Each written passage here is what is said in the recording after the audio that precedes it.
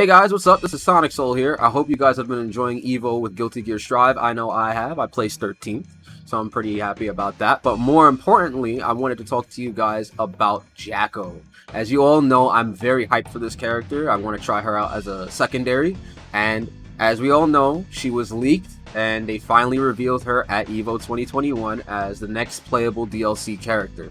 So they dropped a trailer for her, and I just want to spend this video covering what she's going to play like, what her moves are, and some comparisons from her Guilty Gear Xrd iteration. So if you are interested, stick around. Definitely subscribe to the channel and hit the notification bell so you get more videos like this. But let's get right into it. So the first normal we see here is her 5K. This is a good poke for trying to catch people who are escaping some of your pressure, and it's also good within the mid-range. I counted 6 frame startup since the video is in 60 frames per second, and this is similar to her 5K in Guilty Gear Xrd. So far, familiar. So right after the 5K, we see the minion jail Anji down before she goes for 3HS Gatling right after the 5K. And this is actually a low. It also looks like it can low profile. It starts up at 11 frames, just like its Xrd iteration as well. So this is actually not a bad normal for Jacko, especially when she's trying to mix up the opponent with her minions. After the 3HS, Jacko then commands one of the minions to attack Anji and launch them in the air before doing her 6HS. And like the other normals, this one also shares its Xrd counterpart, being 7 frames. It's also a really strong anti-air move, and it allows for her to continue combos. Now, of course, this move is hitting on later frames as well, so it's gonna be active and it will have a disjointed hurt box probably. Now, the next attack we see is actually Jacko's 5HS, which is the one where she's basically spinning around like a top. This move we don't see the startup frames for because it cuts straight away into it, but this is the main move she's gonna be using to lock people down. And it's also jump cancelable on the first hit.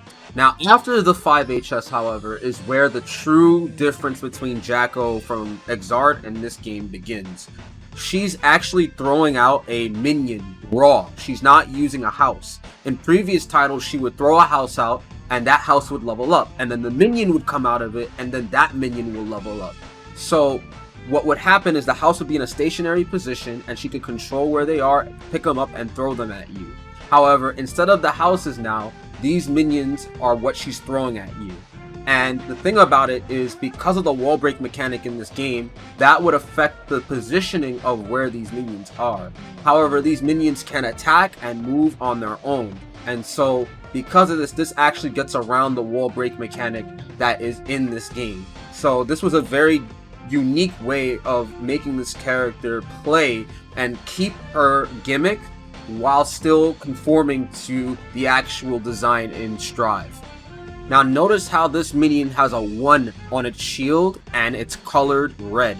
We're gonna get to how the minions work in this game in a second, so just keep this in mind. Now the next thing we see is that Jacko's doing 5K on Leo before Gatling into her charge 5D, and I counted 28 frames of startup on this dust, but you know, it's a completely different animation from the Guilty Gear Xrd one, which was at 26 frames startup.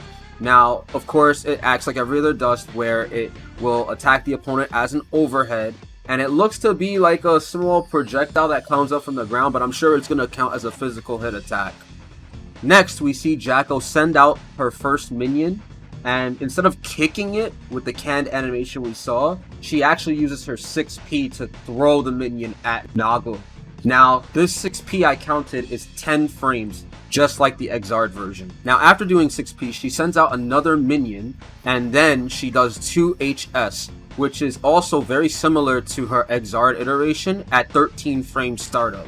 Now, the one thing to note is that she's using these normals to send and direct the minions and toss them at Nagoriyuki, meaning that she doesn't have to use that canned animation. She can just throw the minions at you using her normals.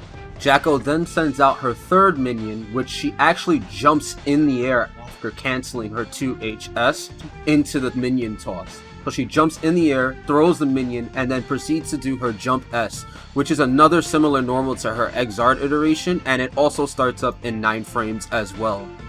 Now, she's throwing out these minions, right? And I haven't talked much about it because I've been going over her normals, but if you notice, all the minions have color-coordinated shields to which one that you've sent out.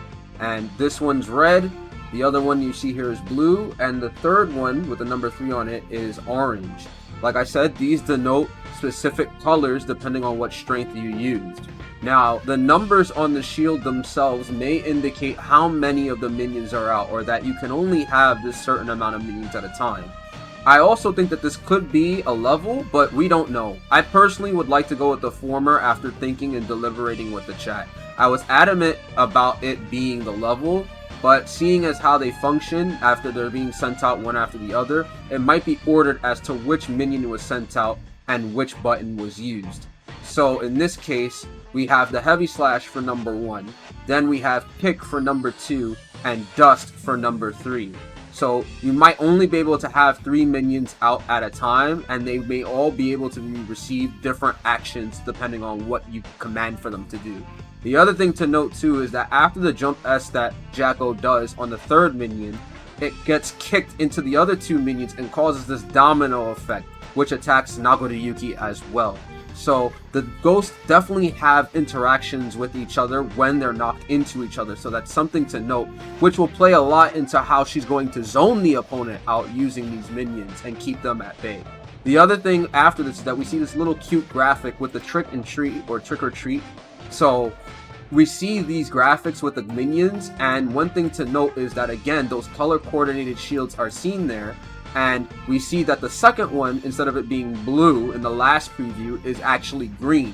So this further cements my theory that it's actually the button strength used for each minion shown, and that you can only have up to 3 minions on the screen at a time. So something to note here about the character. So after we see some story bits and of course some flavor things that Jacko's doing on the screen, we see another instance of her doing her 6HS before commanding a minion to actually blow up. So she can give commands to her minions to either launch the opponent or blow up, and we see a countdown timer on the number 1 minion. So it's very clear that you'll be able to command the minions now instead of just placing the houses, and then they have their auto functions that they do to attack the opponent every 2 seconds. Or it might just be that you could do both. Who knows? But the point is that you'll be able to have free control over the minions to command them to do separate actions after you've canceled from your normals. Also, something to note aesthetically about Jacko is that she actually has her mask off here, which I thought was kind of cute. After commanding the minion to blow up, she then does 5k again into 6HS Gatling, and then cancels that into sending the ghost towards Ino. So this is clearly a special move when the minions are out that she can use to toss them across the screen. So next what we see here is Jacko doing a string with 2HS into the minion call, where she throws the minion out. And this time she's commanding the minion to put up a barrier. And she's doing this to protect herself from Soul, who's doing his S Volcanic Viper, to try and punish Jacko in between the cancel gap. However, the minion's actually protecting her with this barrier. Now, some people have said that this could be similar to the Aegis field that she has, where she puts it around herself in Guilty Gear Xrd. However, this is protecting Jacko from all attacks, not just projectiles. But this is probably a new way in which she's able to access this Aegis field, which still is relative to her new playstyle that she'll have in Strive, where she commands the minions. So I think this is a relatively nice change for Jacko, and allows her to consider the opponent's options while commanding these minions.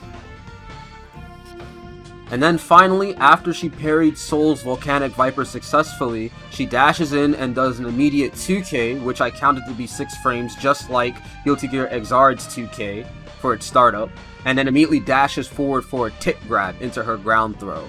Now the thing about this is that her 2k in previous games was +3 on block in Xrd. However, we don't know if it's plus or not in this game on block, but we can tell that they want you to use it in this manner for mix-ups, because she immediately goes into the ground throw afterwards, meaning it's something that the opponent must respect on defense. And yeah, that's basically it. After that, they just show off her windscreen and the overdrive startup frames, which I think look pretty nice. Now with Jacko, it seems that they've actually kept a lot of the core design of the character intact, like they've done with many of the other characters in the game. So she seems very similar to her Exard counterpart in terms of her normals. They don't seem to differ too much from frame data from what I'm looking at. Now, the only thing that really differs, which is the glaring difference with this character, is of course the minions. No longer are there houses due to the wall break mechanic of the game. You have to control them independently of themselves, and you send them out and they each have a specific number corresponding to which order you sent them out with. I'm still hoping that it might mean level, but I think the former might be more correct, as it might make it simpler for newer players to come in and play this character. Because of course they want to make characters have a simple design coming in for newcomers to pick them up and play them right off the bat. We saw this with Gold Lewis in his trailer and what they explained in the backyard for that character, which you can check out. Now, the thing about Jacko is, like I said, they kept all of her normals intact, so her main premise is still there, where she'll want to pin the opponent down and try to get these minions out to annoy and frustrate the opponent. However, instead of them acting on their own, Jacko will have to command each one of them to do very separate actions. They do look to act on their own and do a specific attack. However, to get the beneficial attacks out of those characters, you have to actually command them to blow up or to launch the opponent. Now, they've also kept the house movements intact, such as throwing the minion, kicking the minion, using your normals to push the minions away. All of that stuff seems to still be intact as well. Now, the final thing to note here with this character is that for all of the intents and purposes with this character, I've seen that she actually does a lot of strong things within the mid-range with her normals, but she still seems very unorthodox as a character. So she might still be difficult for players coming in who are just jumping into Strive. But it seems that they made her simple enough so that way people can pick her up and play easily. It looks like you're only going to be able to have 3 minions out at a time, instead of the 5 that were in the previous Exard title. So it shouldn't be too hard for people, I think. And yeah, I'm pretty excited for this character, and I hope that people will be able to enjoy this character when she comes out next week. Anyway, that's all I have to talk about right now regarding Jacko. I hope you are excited for her as much as I am. I can't wait to try her out on stream when she's available on August 27th. Definitely be sure to check me out on twitch.tv/Sonic_Soul, because I will be spending a lot of time with this queen. Now, you can subscribe to my channel on YouTube and hit the notification bell to know when I upload another Guilty Gear Strive video. And also leave a comment down below. Let me know what you think about Jacko. Let me know if you're hyped for her, if you want to know how to deal with her when she comes out, anything. Or what character would you like to see next? Let me know.